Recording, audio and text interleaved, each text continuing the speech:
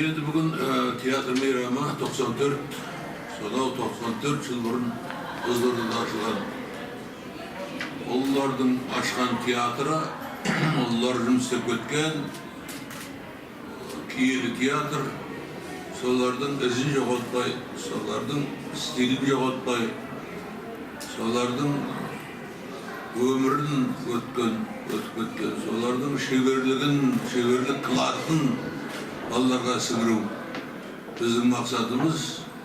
Сондықтан да бұл театр үлкен қара шаңырақ әкем театр деп аталады.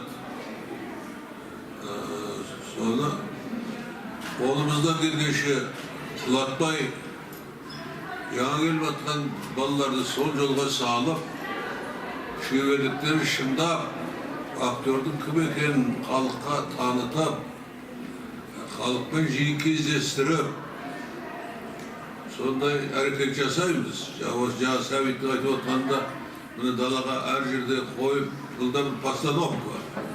Бұл театрдың ашылуына арналған мейрам. Сондықтан біз жасамағанда оны кім жасайды? Өз театр жасамағанда, жақсылықта. Жақсылық болған сайын бола түссе деп жатырмыз. Мынау выставка, мынау Қабдөштің осыдан бәленбай жыл бұрын бір директор берген бір театрға.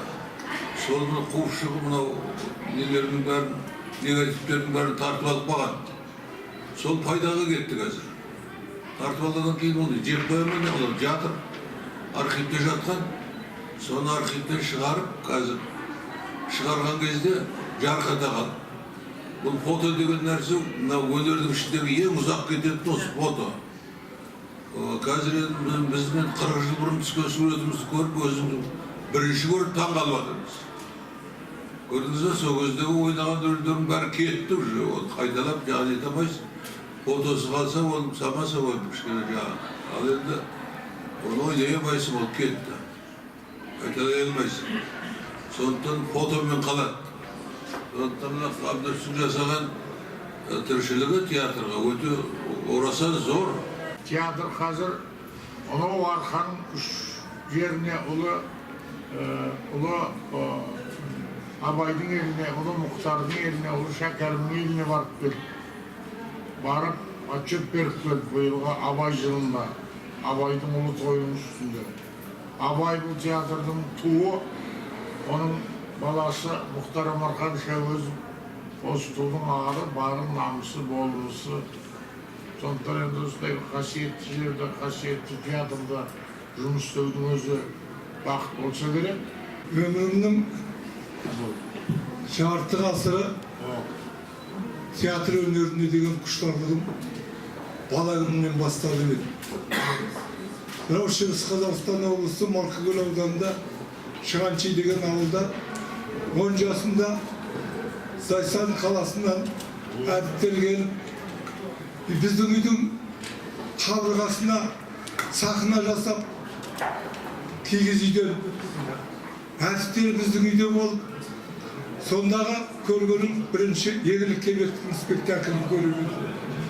Сондағы еңлікті, сондағы кебекті, сондағы есенді, сондағы абыздарды ойнаған әртістердің түрін көріп, бала күнімнен соған құштар болды. Құштар болып, сурет салуға тырыстым. Сурет түсіріп, мектептің бітіргенімше, мектептің художнигін болды.